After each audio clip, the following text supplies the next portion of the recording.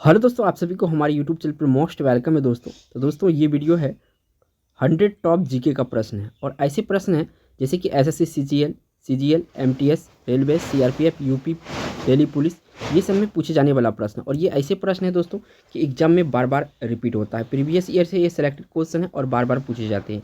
अगर आप किसी भी एग्जाम देने जाते हैं तो 5 क्वेश्चन श्योर है कि आपको यहाँ से देखने के लिए मिलेगा। तो लेट नहीं करेंगे, चलेंगे पहला क्वेश्चन पर और विद डिस्क्रिप्शन के साथ इस क्वेश्चन को सॉल्व करेंगे। बढ़ते हैं नेक्स्ट।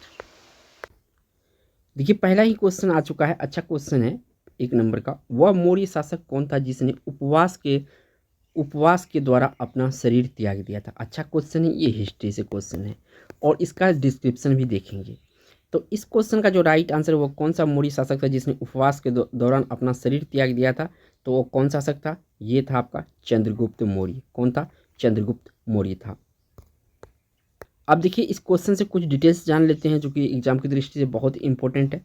चंद्रगुप्त मौर्य को भद्रबाहु ने जैन धर्म में दीक्षित किया था। अपने जीवन के अंतिम समय में चंद्रगुप्त मौर्य ने कर्नाटक में स्थित श्रवणबेलगोला नामक स्थान पर उपवास के द्वारा अपने प्राण त्याग दिया था। तो ये भी बात याद रखिएगा, इंपॉर्टेंट है।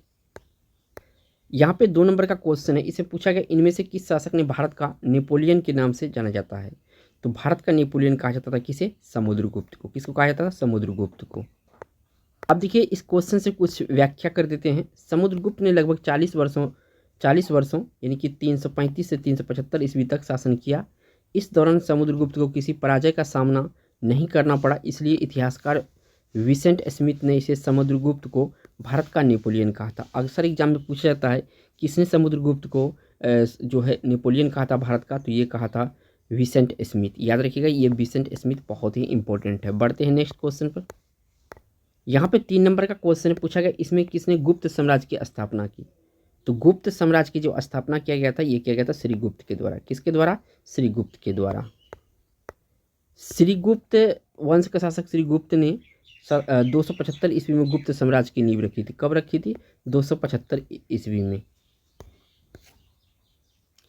4 नंबर, हाथी गुफा के बाद हाथी गुफा अभिलेख उड़ीसा में भुवनेश्वर के पास उदयगिरी की पहाड़ियों में स्थित है। यह 2200 साल पुराना अभिलेख है और इसमें भारतवर्ष शब्द का प्रयोग किया गया है। इस अभिलेख को कलिंग के महाराजा खारवेल ने स्थापित किया था। अक्सर पूछा जाता है कि जो शिला अभिलेख है इसको स्थापित किसने किया था, महाराजा खारवेल ने स्थापित किया था। कलिंग का राजा था ये। यहाँ पे जो 5 नंबर में पूछा गया है, 4 आर्य सत्य निम्नलिखित में से किस धर्म से संबंधित है। 4 आर्य सत्य किस धर्म से संबंधित है, तो ये संबंधित है बौद्ध धर्म से। किससे संबंधित है, बौद्ध धर्म से। यहाँ से आपका बी ऑप्शन सही है। 4 आर्य सत्य है, दुख अर्थात संसार का दुखमय, दुख समुदय अर्थात दुखों का कारण भी है। 3 दुख निरोध अर्थात दुखों का अंत संभव है। चौथा है दुख निरोध मार्ग अर्थात दुखों के अंत का एक मार्ग है। नेक्स्ट यहाँ से पूछा गया है, अशोक किस शिलालेख में सभी धर्मों का सहिष्णुता का वर्णन किया गया है।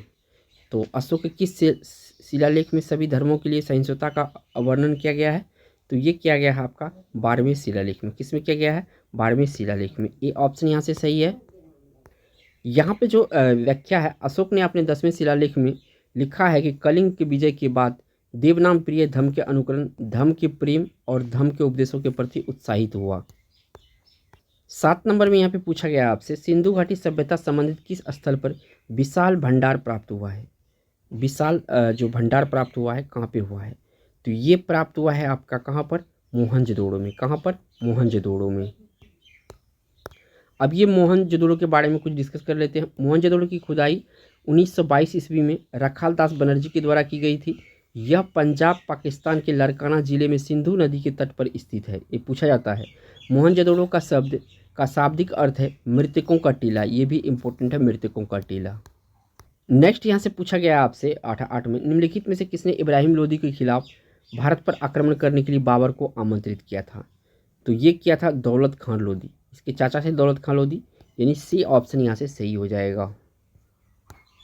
अब देखिए इसका कुछ डिटेल्स जान लेते हैं। बाबर ने 1526 ईस्वी में पानीपत की प्रथम लड़ाई में इब्राहिम लोदी को हराया था। इसी समय जो है कि मुगल साम्राज्य की नींव डल गई थी।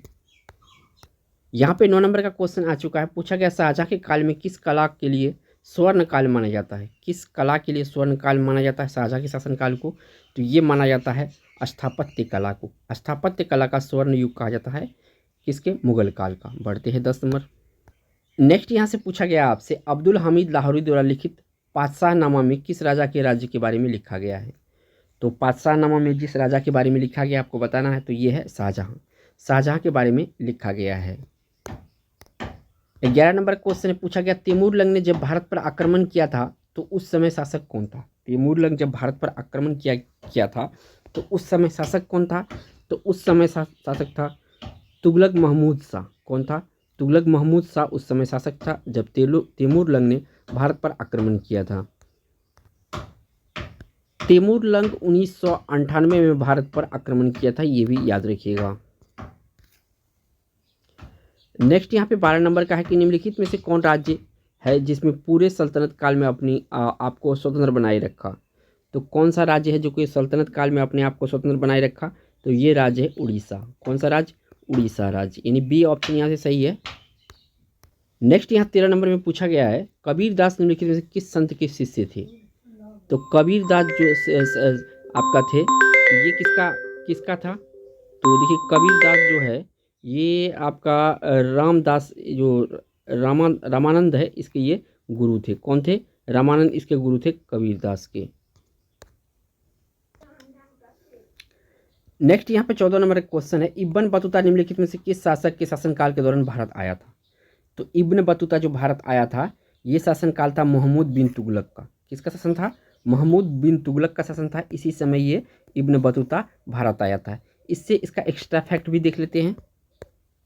अब यहाँ से देखिए क्या है, इब्न बतूता मोरक्को का रहने वाला था। ये भी पूछा जाता कहाँ का रहने वाला था। वह 1933 में भारत आया था। उनकी प्रसिद्ध पुस्तक का नाम रिहला था। अक्सर एग्जाम में पूछा था कि रिहला किसके द्वारा लिखा गया था? तो इब्न बतूता के द्वारा लिखा गया है। नेक्स्ट यहाँ पे 15 नंबर का क्वेश्चन है। इसमें पूछा गया आपसे कि गुरु ग्रंथ साहिब का संकलन निम्नलिखित में से किस सिख गुरु ने किया है? गुरु ग्रंथ साहिब का संकलन किस गुरु ने किया है? तो ये गुरु किया है गुरु अर्जुन देव। कौन किया है? गुरु अर्जुन देव किया है।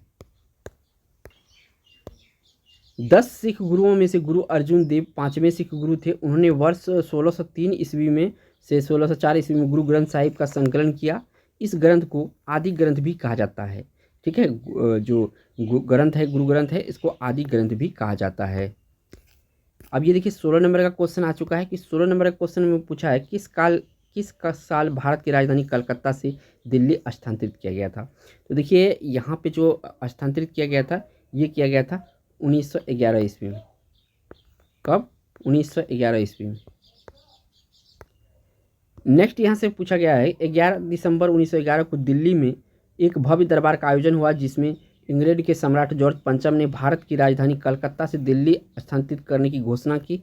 इस दरबार में बंगाल विभाजन को भी रद्द करने की घोषणा की गई थी। 17 नंबर का क्वेश्चन यहाँ पे पूछा गया कि निम्नलिखित में से किस स्वतंत्रता सेनानी ने महात्मा गांधी को राष्ट्रपिता की उपाधि दी थी? तो महात्मा गांधी की राष्ट्रपिता की जो उपाधि दिया गया था सुभाष चंद्र बोस के द्वारा दिया गया था। किसके द्वारा दिया गया था? सुभाष चंद्र बोस के द्वारा दिया गया था। 4 जून 1944 को सिंगापुर रेडियो में एक संदेश प्रसारित करते हुए सुभाष चंद्र बोस ने महात्मा गांधी को राष्ट्रपिता कहकर संबोधित किया था। कब किया था? 4 जून 1944 को सिंगापुर से। नेक्स्ट यहाँ से पूछा गया है आपसे 18 में 1857 का प्रथम स्वतंत्रता संग्राम विद्रोह किस तिथि से शुरू हुआ था? ये किस तिथि से शुरू हुआ था? तो ये हुआ था 10 मई से। कब से हुआ था? 10 मई से ये शुरू हुआ था, यानी सी ऑप्शन सही है। ये इंपॉर्टेंट क्वेश्चन है, इसको वीवीआई कर लीजिएगा। अब देखिए इसका भी व्याख्या देख लेते हैं। प्रथम स्वतंत्रता संग्राम की शुरुआत भारतीय सैनिक ने 10 मई 1957 को की थी। इसकी शुरुआत मेरठ से मंगल पांडे की किया था। कौन किया था? मंगल पांडे की किया था। नेक्स्ट यहाँ से पूछा गया है 19 नंबर में, जालियांवाला बाग हत्याकांड का प्रमुख कारण क्या था? जालियांवाला बाग हत्याकांड का प्रमुख कारण क्या था? तो इसका जो प्रमुख कारण था ये था रॉलेट एक्ट। रॉलेट एक्ट के विरुद्ध में जो है यहाँ पे किया गया था। ये ऑप्शन यहाँ पे सही है। बढ़ते हैं 20 नंबर पर। देखिए रॉलेट एक्ट के बारे में जान लीजिए कि रॉलेट एक्ट 1919 में लाया गया था। ये पूछा जाता है रॉलेट कब आया था? तो 1919 में। इस एक्ट को ब्लैक एक्ट के रूप में जाना जाता है। इस एक्ट का विरोध करने के लिए भारत की जनता जालियांवाला बाग में एकत्रित हुआ था, इसी समय ये गोलीकांड हुआ था। नेक्स्ट यहाँ से पूछा गया आपसे 20 में, निम्नलिखित में से किसने वाराणसी में सेंट्रल हिंदू कॉलेज की स्थापना किया। देखिए सेंट्रल हिंदू कॉलेज की स्थापना जो किया गया था, ये किया गया था किसके द्वारा, तो ये किया गया था एनी बेसेंट के द्वारा। किसके द्वारा किया गया था, एनी बेसेंट के द्वारा किया गया था। यहाँ पे इसका भी व्याख्या देख लीजिए। एनी बेसेंट ने 1898 में वाराणसी में सेंट्रल हिंदू कॉलेज की स्थापना की। बाद में इसका नाम बदलकर बनारस हिंदू विश्वविद्यालय कर दिया गया। क्या कर दिया गया, बनारस हिंदू विश्वविद्यालय कर दिया गया। नेक्स्ट यहाँ से पूछा गया है 21 में, भारत के राष्ट्रीय गीत वंदे मातरम को किस उपन्यास से लिया गया है। तो ये लिया गया है आनंद मठ से। किससे लिया गया है, आनंद मठ से। आनंद मठ उपन्यास के रचयिता यह श्री बंकिम चंद्र चट्टोपाध्याय है। उन्होंने वंदे मातरम भारत माता की प्रशंसा में लिखा था। अब यहाँ पे पूछा गया 22 नंबर में, भारत और पाकिस्तान का विभाजन किस योजना के तहत हुआ था। तो भारत और पाकिस्तान का जो विभाजन है ये हुआ था माउंटबेटन योजना के तहत। किसके तहत, माउंटबेटन योजना के तहत। माउंटबेटन योजना 3 जून 1947 को पेश की गई थी। कब पेश की गई थी, 1947 को, और इसी योजना के तहत भारत का विभाजन किया गया था। 23 नंबर में यहाँ पूछा गया, कांग्रेस के किस अधिवेशन में स्वदेशी प्रस्ताव पारित किया गया था। तो स्वदेशी प्रस्ताव जो पारित किया गया था, ये अधिवेशन था आपका कलकत्ता अधिवेशन 1906 ईस्वी में। कब, कलकत्ता अधिवेशन 1906 ईस्वी में। बी ऑप्शन सही है। अब देखिए यहाँ से कलकत्ता अधिवेशन से कुछ डिटेल जान लेते हैं। तो 1906 में कांग्रेस अधिवेशन की अध्यक्षता दादा भाई नौरोजी ने किया था। याद रखिएगा 1906 का जो अध्यक्षता किया था दादा भाई नौरोजी के द्वारा किया गया था। 24 नंबर क्वेश्चन यहाँ पे आ चुका। पूछा गया निम्नलिखित में से किस राजा पर 1857 के विद्रोह का सबसे अधिक प्रभाव पड़ा था। किस राज्य पर, यहाँ पे राज्य है पूछा है। तो सबसे ज़्यादा जो राज्य पर प्रभाव पड़ा था ये पड़ा था अवध पर। कहाँ पर पड़ा था, अवध पर पड़ा था। अब देखिए यहाँ पे जो पूछा गया है कि गणपति उत्सव, गणपति त्यौहार 1893 निम्न में से किसने शुरू किया था। तो देखिए 1893 में जो शुरू किया गया था गणपति त्यौहार, तो ये किया गया था किसके द्वारा, बाल गंगाधर तिलक के द्वारा। किसके द्वारा, बाल गंगाधर तिलक के द्वारा। ये ऑप्शन सही है। इसका एक्स्ट्रा फैक्ट देख लेते हैं। अब यहाँ पे कहा गया है कि गणेश उत्सव को पुनर्जीवित करने का श्रेय लोकमान्य बाल गंगाधर तिलक को है जाता है। 1893 में उन्होंने इस उत्सव को मनाने का पुनः शुरुआत किया था। नेक्स्ट यहाँ से पूछा गया है 26 में, भारतीय संविधान के अनुसार उपराष्ट्रपति बनने के लिए कम से कम कितनी उम्र होनी चाहिए। भारतीय संविधान के अनुसार उपराष्ट्रपति बनने के लिए कम से कम कितनी उम्र होना चाहिए। तो उपराष्ट्रपति बनने के लिए 35 साल। कितने साल, 35 साल। और 35 साल जो होता है 35 वर्ष, और राष्ट्रपति को भी बनने के लिए इतनी उम्र चाहिए। 27 में पूछा गया है कि निम्नलिखित में से किसने लोकतंत्र को लोगों द्वारा लोगों के लिए शासन बताया था। किसने कहा था, तो ये कहा गया था दोस्तों अब्राहम लिंकन के द्वारा। किसके द्वारा, अब्राहम लिंकन के द्वारा। डी ऑप्शन यहाँ से सही हो जाएगा। अब्राहम लिंकन अमेरिका के 16वें राष्ट्रपति थे। लगातार कई असफलताओं के बाद उन्होंने 51 वर्षों की आयु में राष्ट्रपति चुनाव जीता और 6 नवंबर 1980 को वे अमेरिका के राष्ट्रपति बने थे। कब बने थे, 6 नवंबर 1860 ईस्वी में। यहाँ पे 28 में पूछा गया है कि किस संविधान संशोधन द्वारा भारतीय संविधान में 9वीं अनुसूची जोड़ी गई है। तो 9वीं अनुसूची संशोधन द्वारा जोड़ी गई है। तो ये जोड़ी गई है आपका प्रथम अधिवेशन में, प्रथम संशोधन में, यानी डी ऑप्शन यहाँ पे सही हो जाएगा। देखिए प्रथम संविधान संशोधन 1951 में हुआ। 9वीं अनुसूची में शामिल कानूनों को न्यायालय के समक्ष चुनौती नहीं दी जा सकती है। प्रथम संविधान संशोधन के समय इसमें कुल 13 कानून शामिल किए गए और अब इनकी संख्या 284 हो गई है। पहले कितना था, प्रथम संशोधन में 13 थी, लेकिन अभी वर्तमान में क्या है, तो 284 है। इनको याद रखिएगा। यहाँ से पूछा गया आपसे 29 में, भारतीय संविधान के अनुसार केंद्रीय मंत्रिपरिषद किसके प्रति उत्तरदायी होता है। भारतीय संविधान के अनुसार केंद्रीय मंत्रिपरिषद किसके प्रति उत्तरदायी होता है। तो ये लोकसभा के प्रति उत्तरदायी होता है। किसके प्रति, लोकसभा के प्रति उत्तरदायी होता है। डी ऑप्शन सही है। नेक्स्ट यहाँ से पूछा गया है 30 में, किस अधिनियम को भारतीय संविधान के निर्माण पर सबसे अधिक प्रभाव पड़ा था। तो ये भारत शासन अधिनियम 1935 का भारतीय संविधान पर सबसे अधिक प्रभाव पड़ा है, ज़्यादातर यहीं से कंटेंट लिया गया है। तो इसको मिनी संविधान भी कहा जाता है। क्या कहा जाता है? मिनी संविधान भी कहा जाता है। 31 में पूछा गया है यहाँ पर कि यदि राष्ट्रपति उपराष्ट्रपति दोनों अनुपस्थित हो तो कार्यों की जिम्मेदारी कौन लेगा? तो कार्यों का जो जिम्मेदारी लेगा मुख्य न्यायाधीश लेगा। कौन लेगा? मुख्य न्यायाधीश के द्वारा लिया जाएगा। बी ऑप्शन यहाँ से सही है। नेक्स्ट यहाँ से पूछा गया है 32 में, निम्न में से कौन से भारतीय संविधान में दिया गया मौलिक कर्तव्य नहीं है?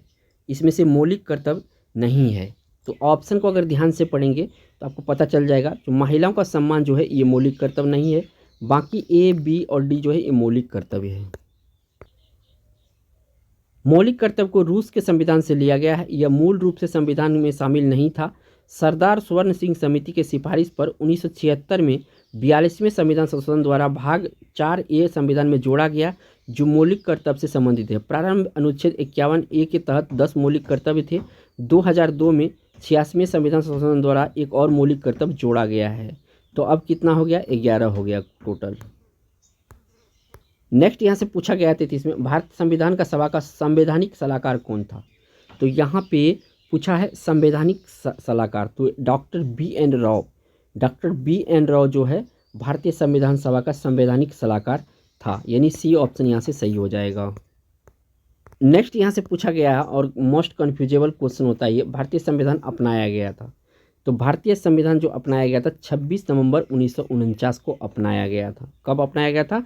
26 नवंबर 1949 को अपनाया गया था। देखिए उसी से रिलेटेड क्वेश्चन है, आपका कन्फ्यूजन दूर हो जाएगा। भारतीय संविधान लागू कब हुआ था? 26 जनवरी 1950 को लागू हुआ था। कब हुआ था? 26 जनवरी 1950 को। 26 नवंबर जो है ना और 1949 जो है, इसमें क्या हुआ था?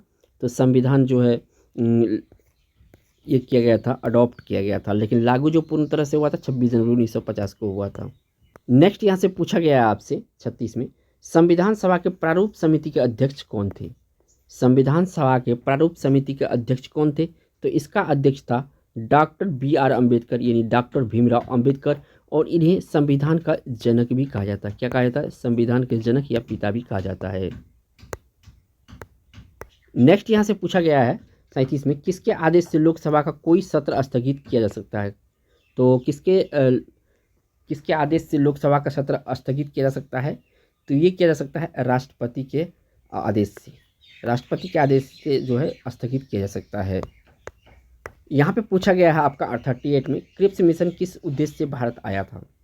तो क्रिप्स मिशन जो भारत आया था द्वितीय विश्व युद्ध में ब्रिटिश युद्ध के लिए भारतीय सहयोग प्राप्त करने के लिए, इसी उद्देश्य से क्रिप्स मिशन भारत आया था। द्वितीय विश्व युद्ध में भारतीयों से सहयोग चाहता था। बढ़ते हैं 39 नंबर। नेक्स्ट यहाँ से पूछा गया है 39 में, भारतीय संविधान में किस देश के संविधान से संसदीय व्यवस्था ली गई है? तो संसदीय व्यवस्था जो ली गई है किस संविधान से ली गई है? तो ब्रिटेन की संविधान से ली गई है। किसके संविधान से? ब्रिटेन की संविधान से ली गई है। नेक्स्ट यहाँ से पूछा गया आपसे 40 में, भारतीय संविधान में समान कार्य के लिए समान वेतन किस भाग में वर्णित है? समान कार्य के लिए समान वेतन किस भाग में वर्णित है? तो राज्य के नीति निर्देशक सिद्धांत में ये वर्णित है कि समान कार्य के लिए समान वेतन दिया जाएगा। नेक्स्ट यहाँ से पूछा गया आपसे 41 में, नियंत्रक एवं महालेखा परीक्षक का कार्यकाल कितने वर्ष का होता है? नियंत्रक एवं महालेखा परीक्षक का कार्यकाल कितने वर्ष का होता है? तो इसका टोटल कार्यकाल जो होता है 6 वर्ष के लिए होता है। कितना वर्ष के लिए होता है? 6 वर्ष के लिए होता है। नेक्स्ट यहाँ से पूछा गया आपसे 42 में, ठीक है, ये रहा 42, किस संविधान संशोधन द्वारा दमन और दीव को गोवा से पृथक किया गया? तो दमन और दीव को जो गोवा से पृथक किया गया था, ये किया गया था आपका 97 संशोधन द्वारा। कौन सा? 97 यानी 57 नंबर के जो संशोधन है इसके द्वारा, 57 नंबर का। नेक्स्ट यहाँ से पूछा गया 43 में कि भारत में कितने उच्च न्यायालय है? तो यहाँ पे 25 कर लीजिएगा दोस्तों, तो इसका राइट आंसर 25 हो जाएगा। बी ऑप्शन 25 होगा, गलती से यहाँ 24 लिखा गया है। नेक्स्ट यहाँ से 44 में पूछा गया है, डॉक्टर राजेंद्र प्रसाद को संविधान सभा का सभापति कब चुना गया? राजेंद्र प्रसाद को संविधान सभा का सभापति कब चुना गया था? तो ये चुना गया था दिसंबर 1946 ईस्वी को। कब किया गया था? दिसंबर 1946 ईस्वी को राजेंद्र प्रसाद को संविधान सभा का सभापति चुना गया था। नेक्स्ट यहाँ से पूछा गया है और 45 में, 1946 ईस्वी में गठित अंतरिम सरकार में श्रम विभाग किसको सौंपा गया था? तो श्रम विभाग जो सौंपा गया था, किसको सौंपा गया था? तो ये सौंपा गया था दोस्तों जगजीवन राम को। बाबू जगजीवन राम इसको कहा जाता है प्यार से। बी ऑप्शन यहाँ से सही हो जाएगा। नेक्स्ट यहाँ से क्वेश्चन पूछा गया आपसे 46 में, मुस्लिम लीग द्वारा मुक्ति दिवस कब मनाया गया? तो मुस्लिम लीग द्वारा मुक्ति दिवस जो मनाया गया था, ये मनाया गया था 1939 में। कब मनाया गया था? 1939 में मुस्लिम लीग द्वारा जो है मुक्ति दिवस मनाया गया था। नेक्स्ट यहाँ से पूछा गया दोस्तों आपसे 47 में, भारतीय संविधान में मौलिक अधिकारों का वर्णन किस अनुच्छेद में किया गया है? तो 12 से 35 में ये किया गया है। मौलिक अधिकारों का वर्णन जो है 12 से 35 में किया गया। तो यहाँ से सी ऑप्शन सही है 47 का। नेक्स्ट यहाँ से पूछा गया है कि निम्नलिखित में से किसके कहने पर भारत की संविधान सभा गठित की गई थी? तो किसके कहने पर संविधान सभा गठित की गई थी? तो ये किया गया था कैबिनेट मिशन के कहने पर। किसके कहने पर? कैबिनेट मिशन के कहने पर। डी ऑप्शन यहाँ से सही हो जाएगा। नेक्स्ट यहाँ से पूछा गया दोस्तों 49 में, निम्न में से कौन सी धातु चाकू से आसानी से काटी जा सकती है? तो जो सोडियम होता है ना, इसको चाकू से आसानी से काटा जा सकता है। बी ऑप्शन यहाँ से सही है। बढ़ते हैं 50 पर। नेक्स्ट यहाँ से क्वेश्चन पूछा गया आपसे 50 में, किसी तरल पदार्थ को गर्म करने पर उसमें घनत्व में क्या बदलाव आता है? तरल पदार्थ को जब हम गर्म करते हैं तो उसका घनत्व पर क्या प्रभाव पड़ता है? तो कम हो जाता है। क्या होता है? घनत्व कम हो जाता है। नेक्स्ट यहाँ से पूछा गया आपसे 51 में, वायुमंडलीय दाब मापने के लिए किस यंत्र का प्रयोग किया जाता है? तो वायुमंडलीय दाब जो मापा जाता है, ये जो बैरोमीटर होता है, इससे मापा जाता है। किससे मापा जाता है? बैरोमीटर से। सी ऑप्शन सही है। नेक्स्ट यहाँ से पूछा गया आपसे 52 में, निम्न में से विद्युत का सर्वोत्तम चालक कौन सा धातु है? विद्युत का सर्वोत्तम चालक कौन सी धातु है? तो विद्युत का सर्वोत्तम चालक जो है आपका चांदी है। कौन सा है? चांदी है। नेक्स्ट यहाँ से पूछा गया आपसे 53 नंबर में, मोमबत्ती का जलना कौन सी अभिक्रिया होती है? तो मोमबत्ती के जलना से होता है उष्मा क्षेपी अभिक्रिया। क्या होता है? उष्मा क्षेपी अभिक्रिया मोमबत्ती के जलने से होता है। सॉरी, यहाँ पे 53 में जो है सी ऑप्शन सही होगा। उष्मा शोषी अभिक्रिया होगा। यहाँ पे क्षेपी मैंने देखा नहीं, तो ये गलत हो जाएगा। ठीक है ना, यहाँ पे सही कर लीजिएगा, उष्मा शोषी अभिक्रिया है।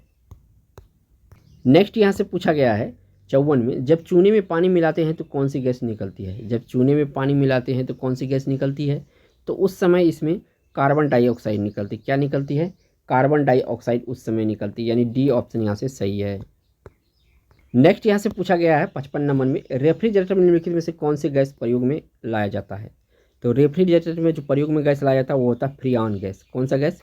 फ्रियान गैस जो होता है रेफ्रिजरेटर में यानी फ्रिज में प्रयोग होता है।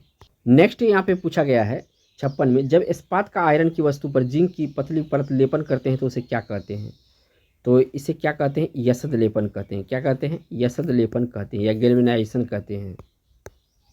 नेक्स्ट यहाँ से पूछा गया है आपसे 57 में, निम्नलिखित में से पदार्थों में से कौन सा विद्युत का कुचालक है? तो यहाँ पे जो दोस्तों हीरा है, हीरा विद्युत का कुचालक है। क्या है ये? कुचालक है। बाकी सोना चालक होता है, ग्रेफाइट चालक होता है, चांदी चालक होता है।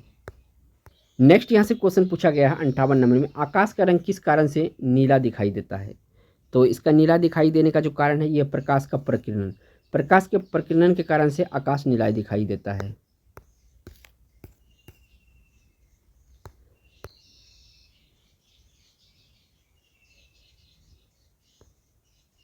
यहाँ से पूछा गया दोस्तों, थोड़ा सा ये क्वेश्चन नहीं आया था, प्रकाश की तरंगे किस प्रकार की तरंगे होती है?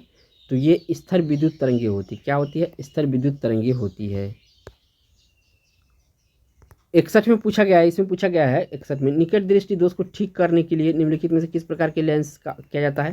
तो देखिए, निकट दृष्टि के लिए अवतल लेंस का प्रयोग किया जाता है। किसका लेंस का? अवतल लेंस का प्रयोग किया जाता है। और दूर दृष्टि के लिए उत्तल लेंस का प्रयोग किया जाता है। याद रखिएगा दोनों। नेक्स्ट यहाँ से पूछा गया है दोस्तों 62 में, प्रेशर कुकर में खाना जल्दी पकने का क्या कारण होता है? तो प्रेशर कुकर में खाना जल्दी पकने का कारण जो होता है, प्रेशर कुकर के अंदर दाब बढ़ने से पानी का क्वथनांक बढ़ जाता है, जिस कारण से खाना जल्दी पक जाता है। नेक्स्ट यहाँ से पूछा गया है, डायोप्टर किसके मापन का इकाई है? तो डायोप्टर जो होता है ध्वनि की तीव्रता मापा जाता है। क्या मापा जाता है? ध्वनि की तीव्रता। नेक्स्ट यहाँ से पूछा गया है, सिग्नलों को लाल बत्ती का प्रयोग मुख्य कारण से होता है। तो देखिए, लाल रंग का उच्च तीव्रता होता है, लाल रंग का तरंगदैर्घ्य लंबा होता है। तो यहाँ पे डी ऑप्शन सही हो जाएगा। बी और सी दोनों सही है। नेक्स्ट यहाँ से पूछा गया है 65 में, पानी की बूंदें गोलाकार होने का क्या कारण है? तो पानी की बूंदें जो गोलाकार होता है पृष्ठ तनाव के कारण से होता है। किसके कारण से होता है? पृष्ठ तनाव के कारण से होता है। नेक्स्ट यहाँ से पूछा गया आपसे 66 में, जंपिंग जीन की खोज निम्न में से किस वैज्ञानिक ने की थी? जंपिंग जीन की जो खोज किया गया था, ये किया गया था आपका जेकोब और मेनोड के, ठीक है, 1 मिनट, ये किया गया था मैक क्लिंटॉफ के द्वारा। किसके द्वारा किया गया था? मैक क्लिंटॉफ के द्वारा किया गया था। यहाँ से आपका बी ऑप्शन सही है, 66 का राइट आंसर। क्वेश्चन नंबर 67 है, इसमें पूछा गया रक्त को हृदय से शरीर के विभिन्न भागों में ले जाने वाली रक्तवाहिका क्या कहते हैं? रक्त को हृदय से शरीर के विभिन्न भागों में ले जाने वाली रक्तवाहिका को क्या कहते हैं? तो इसे कहा जाता है क्या? धमनियाँ। क्या कहा जाता है? धमनियाँ कहा जाता है। तो सी ऑप्शन यहाँ से सही है। 68 नंबर का है, इसमें पूछा गया हल्दी के पौधे का कौन सा भाग खाने के लिए प्रयुक्त होता है? तो जो इसमें प्रकंद वाला भाग होता है ये खाने योग्य भाग होता है। तो डी ऑप्शन यहाँ से सही है। नेक्स्ट यहाँ से पूछा गया आपसे 69 नंबर में, निम्नलिखित में से कौन सा विटामिन पानी में घुलनशील होता है? तो पानी में घुलनशील जो विटामिन होता है, एक तो बी होता है और दूसरा सी होता है। तो ऑप्शन यहाँ पे कौन सा है? सी है। तो ए ऑप्शन सही है। बाकी डी के ए जो है ये जल में घुलनशील नहीं होता है, लेकिन वसा में घुलनशील होता है। नेक्स्ट यहाँ से क्वेश्चन पूछा गया 70 नंबर, निम्नलिखित में से किस खाद्य पदार्थ में लोहा की अच्छी मात्रा मिलती है? तो जो पालक होता है, पालक यानी बी ऑप्शन, इसमें सबसे ज़्यादा लोहा होती है। नेक्स्ट यहाँ से पूछा गया है और 71 में, मानव शरीर में पाई जाने वाली सबसे लंबी अस्थि का नाम है? तो सबसे अस्थि जो होता है फीमर होता है, यानी जांघ की हड्डी होता है। नेक्स्ट यहाँ से पूछा गया आपसे 72 में, शरीर के अन्य सभी अंगों की तुलना में किस अंग को ऑक्सीजन की आवश्यकता सर्वाधिक होती है? तो सबसे ज़्यादा जो ऑक्सीजन के सर्वाधिक आवश्यकता होती है मस्तिष्क को होती है। किसको होती है? मस्तिष्क को होती है। नेक्स्ट यहाँ 73 में पूछा गया है कि इनमें से कौन सी ग्रंथि पीयूष ग्रंथि के नियंत्रण में नहीं होती है? तो पीयूष ग्रंथि के नियंत्रण में जो यहाँ एड्रिनल मेडुला है, एड्रिनल मेडुला, ये नहीं होती है पीयूष ग्रंथि के नियंत्रण में। बाकी एड्रिनल कॉर्टेक्स होता है, थायराइड होता है, विरेचन होता है। नेक्स्ट यहाँ से पूछा गया है आपसे 74 में, भारत के किस चट्टान की श्रृंखला को खनिजों का भंडार कहा जाता है? तो खनिजों का भंडार जो कहा जाता है ये कहा जाता है धारवाड़ श्रृंखला को। किसको कहा जाता है? धारवाड़ श्रृंखला को जो है खनिजों का भंडार कहा जाता है। नेक्स्ट यहाँ से पूछा गया है कि असम में स्थित बराक घाटी किस लिए प्रसिद्ध है? असम में स्थित जो बराक घाटी है किस लिए प्रसिद्ध है? तो चाय की खेती के लिए प्रसिद्ध जगह है। नेक्स्ट यहाँ से पूछा गया है 76 में, कावेरी नदी का उद्गम कहाँ से होता है? तो कावेरी नदी का जो उद्गम होता है ये ब्रह्मगिरी पहाड़ी से होता है। कहाँ से होता है? ब्रह्मगिरी पहाड़ी से होता है। नेक्स्ट यहाँ से क्वेश्चन पूछा गया है, ब्रह्मपुत्र नदी किस स्थान पर अंग्रेजी के यू अक्षर जैसा मोड़ बनाकर भारत में प्रवेश करती है? तो ये जगह है नामचा बारवा। कौन सा जगह? नामचा बारवा की जगह यू के आकार की ये भारत में प्रवेश करती है। नेक्स्ट यहाँ पे 78 में पूछा गया है कि भारत में स्थित सबसे लंबी सिंचाई नहर कौन सी है? तो इंदिरा गांधी नहर सिंचाई जो है सबसे लंबी है, ज़्यादातर ये राजस्थान में है, सेवा है। नेक्स्ट यहाँ से पूछा गया आपसे 69 में, निम्नलिखित में से किस समुद्री जलधारा को यूरोप का गर्म कंबल के नाम से जाना जाता है? तो गर्म कंबल जो कहा जाता है यूरोप का, ये कहा जाता है गल्फ स्ट्रीम को। किसको कहा जाता है? गल्फ स्ट्रीम जलधारा को गर्म कंबल कहा जाता है। डी ऑप्शन यहाँ से सही है। नेक्स्ट यहाँ से पूछा गया है 80 में, निम्नलिखित में से कौन सी नदी दक्षिण भारत की गंगा के नाम से जाना जाता है? तो दक्षिण भारत की गंगा के नाम से जानी जाती है गोदावरी नदी को। कौन सी नदी को? गोदावरी नदी को। नेक्स्ट यहाँ से पूछा गया है 81 में, निम्नलिखित में किस देश में ग्रेट स्लेव झील है? तो ग्रेट स्लेव झील जो है ये आपका कनाडा में है। कहाँ पे है? कनाडा में है। नेक्स्ट यहाँ से पूछा गया है 82 में, मिकिर हिल्स निम्नलिखित में से किस राज्य में स्थित है? तो मिकिर हिल्स जो है ये आपका असम में है। कहाँ पे है? असम में है। नेक्स्ट यहाँ से पूछा गया है आपसे 83 में, बंगाल की खाड़ी में अंडमान निकोबार द्वीप समूह को कौन सा चैनल अलग करता है? तो 10 डिग्री चैनल इसको अलग करता है। ये ऑप्शन यहाँ से सही हो जाएगा। नेक्स्ट यहाँ से पूछा गया आपसे 84 में, भारत में सबसे अधिक केले का उत्पादन निम्नलिखित में से किस राज्य में होता है? तो सबसे ज़्यादा केला जो होता है तमिलनाडु में होता है। कहाँ पे होता है? तमिलनाडु में होता है। नेक्स्ट यहाँ से पूछा गया है, हीराकुंड जल विद्युत परियोजना किस नदी पर बनाई गई है?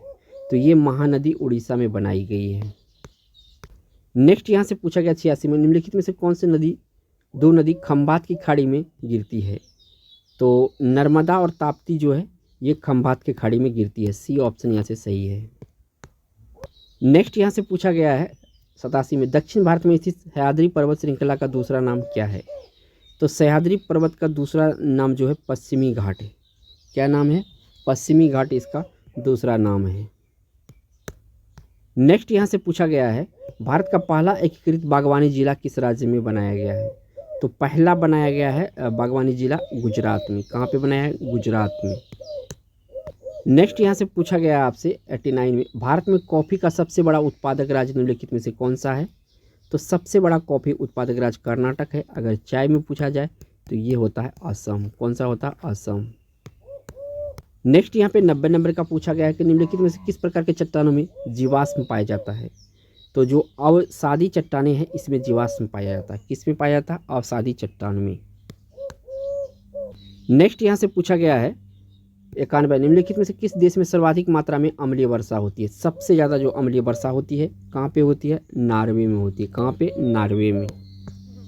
नेक्स्ट यहाँ से पूछा गया आपसे 92 नंबर में, ग्रीष्म काल में जब सूर्य उत्तरायण होता है तो किस स्थान पर सूर्य की किरणें लंबवतः पड़ती है? तो लंबवतः जो पड़ती है ये कर्क रेखा पर पड़ती है। कहाँ पे पड़ती है? कर्क रेखा पर पड़ती है। ये ऑप्शन यहाँ से सही हो जाएगा। नेक्स्ट यहाँ से क्वेश्चन पूछा गया है 93 में, भारत की सबसे बड़ी सुरंग जवाहर सुरंग इनमें से किस राज्य में स्थित है? तो जवाहर सुरंग जम्मू कश्मीर में है। कहाँ पे है? जम्मू कश्मीर में है। नेक्स्ट यहाँ से क्वेश्चन पूछा गया है कि सतलुज नदी किस दर्रे से होकर भारत में प्रवेश करती है? तो सतलुज नदी जो है शिवकिला दर्रा से भारत में प्रवेश करती है। नेक्स्ट यहाँ से क्वेश्चन पूछा गया है 95 में, लो आयस के लिए प्रसिद्ध कुद्रेमुख किस राज्य में स्थित है?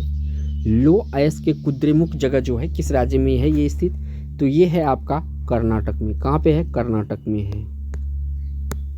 नेक्स्ट यहाँ से पूछा गया है कि निम्नलिखित में से कौन सा तत्व पृथ्वी की भूपट्टी पर सर्वाधिक मात्रा में पाया जाता है? तो भूपट्टी पर सबसे ज़्यादा ऑक्सीजन पाया जाता है। क्या पाया जाता है? ऑक्सीजन पाया जाता है। नेक्स्ट यहाँ पूछा गया आपसे, निम्नलिखित में से विश्व का सबसे बड़ी खाड़ी कौन सा है? तो बंगाल की खाड़ी जो है सबसे बड़ी है इनमें से। नेक्स्ट यहाँ से पूछा गया है, गुरु शिखर चोटी किस राज्य में स्थित है? तो ये राजस्थान राज्य में है। नेक्स्ट यहाँ से पूछा गया है 99 में, भारत की सबसे लंबी राष्ट्रीय राजमार्ग कौन सा है? तो जो 44 है NH44 ये सबसे लंबी है। तो यहाँ सी ऑप्शन सही हो जाएगा। नेक्स्ट यहाँ पे क्वेश्चन पूछा गया है 100 नंबर का क्वेश्चन है, एशिया का सबसे बड़ा ट्यूलिप गार्डन किस राज्य में है? यहाँ पे पूछा है ट्यूलिप गार्डन, तो ये है जम्मू कश्मीर में। दोस्तों अगर वीडियो पसंद आया तो एक लाइक ज़रूर कीजिएगा दोस्तों। और अगर आप एजुकेशनल वीडियो पसंद करते हैं, आप देखना चाहते हैं, बेनिफिट उठाना चाहते हैं, एग्जाम में 100% आप सक्सेस होना चाहते हैं तो इस चैनल को आप सब्सक्राइब कर सकते हैं। थैंक्स फॉर वॉचिंग दोस्तों।